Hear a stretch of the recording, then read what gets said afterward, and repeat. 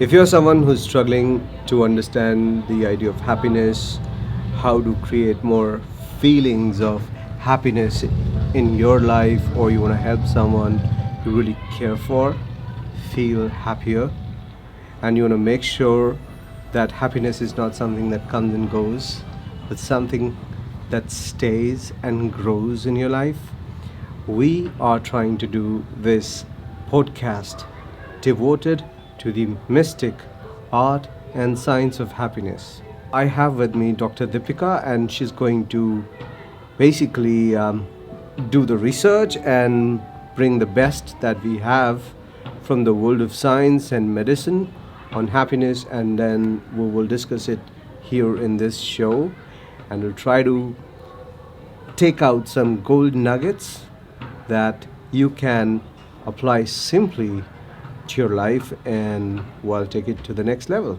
increase your content and experience of happiness. So this is our first episode of first ever podcast that we are doing with an intention of doing a podcast, because we have done some audios in past. However, we were not clear that we're going to do an entire series on the mystic art and science of happiness. Welcome. Yeah, So, Deepika, how are you feeling today? I'm Happy? feeling good. Thank you so much, Happy? Maruti. Yeah, definitely happy. Because the first thing is, when you're doing a podcast on happiness, you gotta feel happy. Yeah, And this basically brings home a point that a lot of us, we want to help other people we love and care for, and we want to make them feel happy. Like if you have a kid you love, or if you have a spouse you love, you're dating someone you really love and care for, it's your heart's desire that you want to see that person happy. And you want to do something for this person. true. However, the basic thing is, if I'm not feeling happy, I can't really do much to make you feel happy. It doesn't happen. I can't give you what I don't have. That when we want to give someone happiness that lasts, we cannot give them things, we cannot give them gifts, we cannot give them money, wealth, property, anything tangible. So if I want to make you happy, I can gift you a nice perfume. How would you feel? I would feel good. Happy? Yeah, happy. However, that happiness will disappear after a while on its own, Yeah, like the perfume. yes. You apply perfume, and you're all fragrant for some time, and after a while the perfume evaporates. The same way, when I give you a bottle of perfume, your favorite one, you feel happy for some time, and after a while, just like the perfume, the happiness evaporates. Evaporates. So this is true for all the gifts, all the things you do for other people. So if I do something for someone, it'll bring some happiness for some time, and eventually the happiness will evaporate. So if I want to give someone I really love and care for, that will help this person stay happy for life. That is only, there is only one thing. You know what is that? No. That's insights into the nature of happiness. So if you want to give someone happiness, the only thing that you can give or gift is insights into the nature of happiness. It's like, my parents taught me how to walk, and they just gave it to me. They taught me how to walk, and I will never forget ever in my life how to walk, whether they are with me or not. In the same way, if you want to make someone feel happy, and so that the person stays happy for life, we need to give this person, teach this person the science and art of happiness, just like our parents taught us how to walk. Does it make sense? It does make sense. So, two things. I can't give you, I can't teach you walking if I can't walk in the first place. I may be able to, but it'll be much harder for me. In the same way, I can't teach you happiness if I don't know the science of happiness in the first place. And second, if I want to give you something that'll increase your probability of staying happy for life, that there is only one thing, and that is gift of understanding and realization of the science and art of happiness. So, So the question arises then that in order to make people around us happy and people we love happy, we need to understand happiness ourselves, like you just said. yeah. So where exactly do you start understanding happiness? The first step is extreme curiosity. Happiness is just like any other thing. It's just like um, learning a science, learning a trade. You need to be curious. You need to be curious.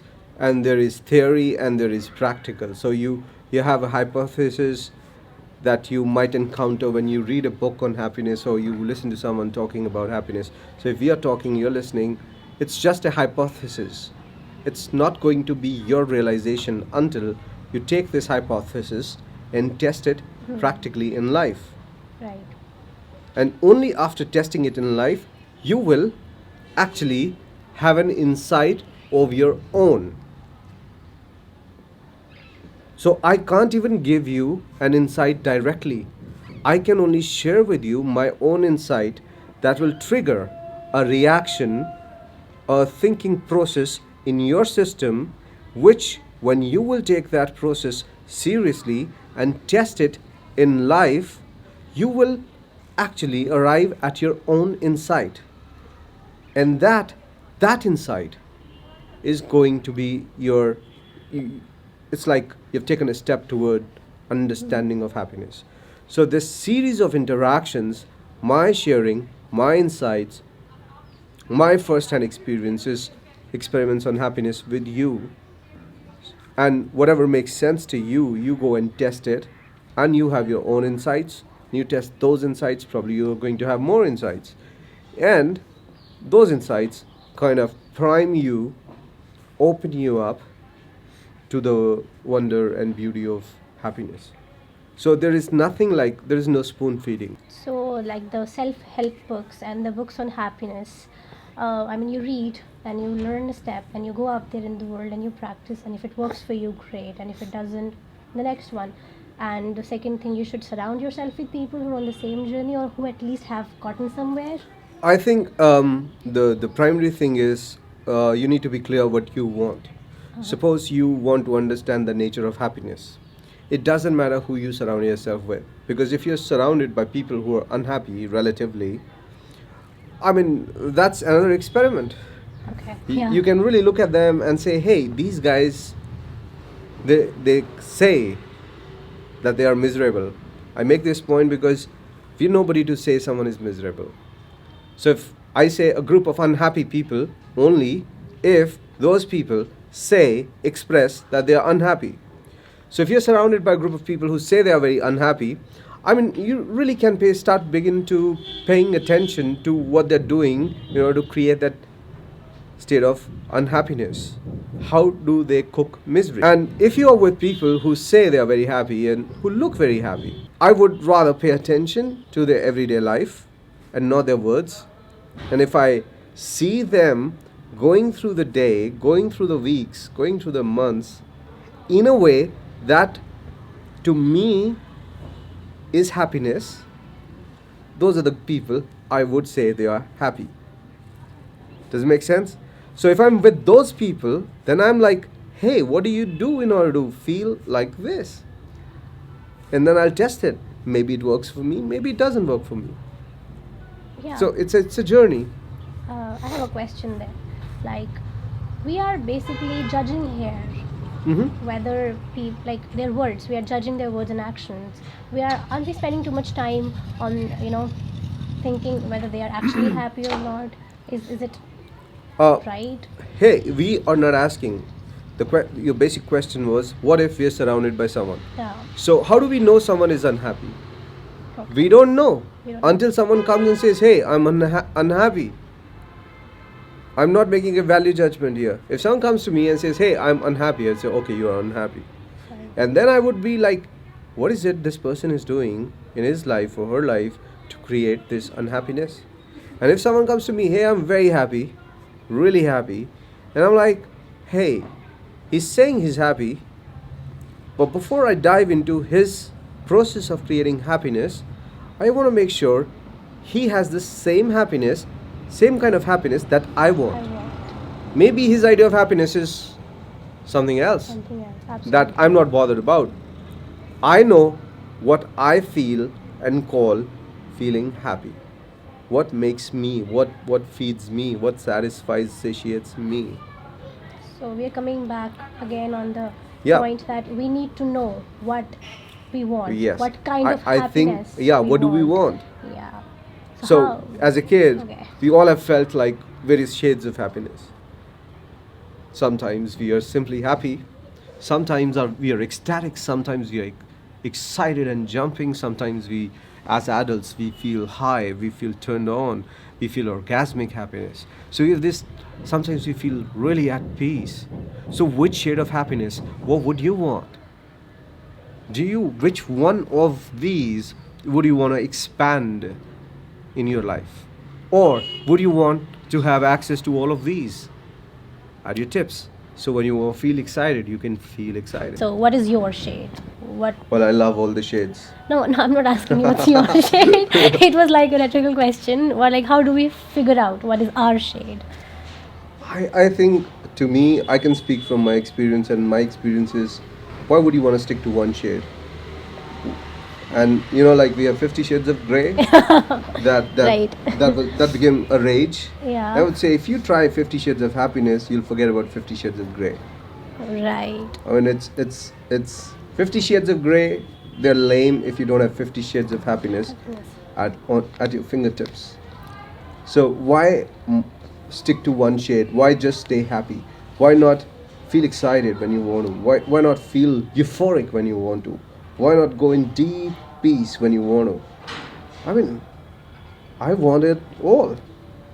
And when I want it, what I want it, and how I want it.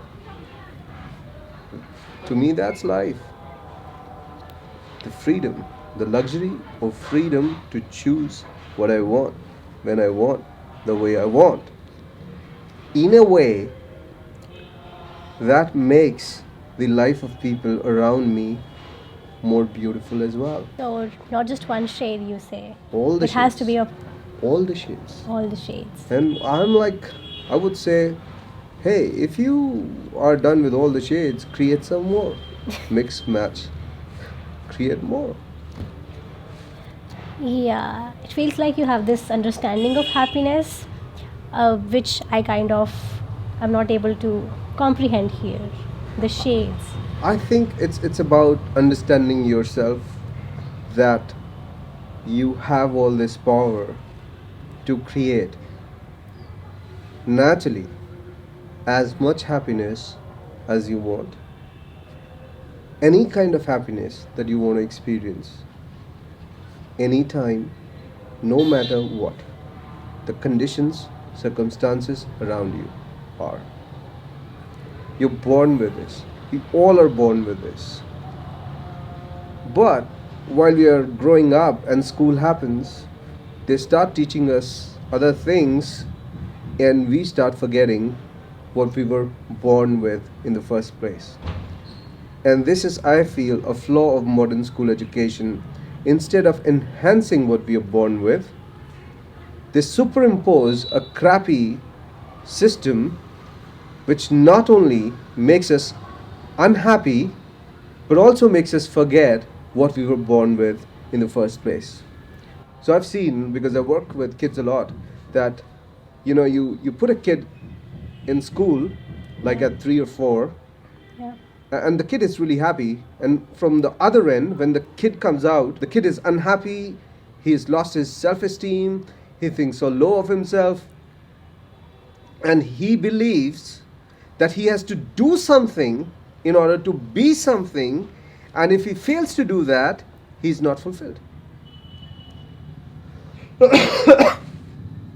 So, but the kid, when you put a 3 year in school, the 3 year is not thinking, I need to become something, I need to impress someone. This 3 year is, Oh, I want to play. I want to have some good time. And he's happy. I mean, I'm not bothered about money, wealth, fame, status. I just want to have some friends so we can play and we can Yeah. play more. And when I'm hungry, I'll just need some little food and I want to sleep and wake up and play again with my friends.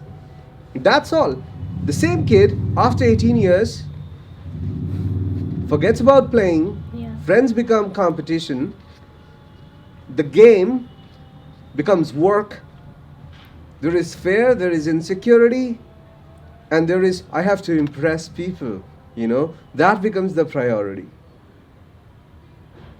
And so, this is why we are moving in a world which is moving towards unhappiness because of what is being done to human beings at school, at college, at university. It does make sense because of the competition and the goals that we are told to achieve in order to be happy. So, what should adults do? They need to go back to the school of life. So, unbecoming. That's why we started University of Life. We said, Yeah. okay, fine. You're done with the universities of the world and they'll fuck you up completely. You need to now join University of Life, where we educate you what you were born with in the first place. It's still there, it's dormant.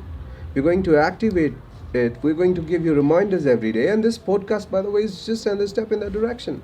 True. We are going to give you reminders on a daily basis. Hey, you have it already with you. You're special as you are. You don't need to be something or be someone.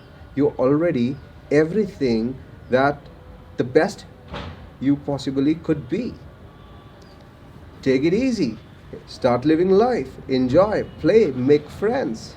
There are no competitors. There are only friends who are there to make this game of life interesting and fun so we can have a great time. And it's a game. You win, I win, doesn't matter. The important thing is how much fun do we have. When you have this mindset, you want to maximize fun, not profits. Right. You want to maximize friends because there's no competitor, there's no competition, there's collaboration, there's cooperation. There is what we say sacrifice. Hey, if you get hurt because you're my friend and I love you, I would take the hit, not you. We need this is why we started University of Life. Right. We are born with this. The thing is, look at kids, look at infants. We naturally have this. It's just gone dormant. It's unbecoming, re-exploring yourself I don't know in we can some give it any way. crap term, but like the idea is, hey, don't miss on life. Live it while you're alive. Live it. Don't miss on it. You can feel happy. It's possible to stay happy.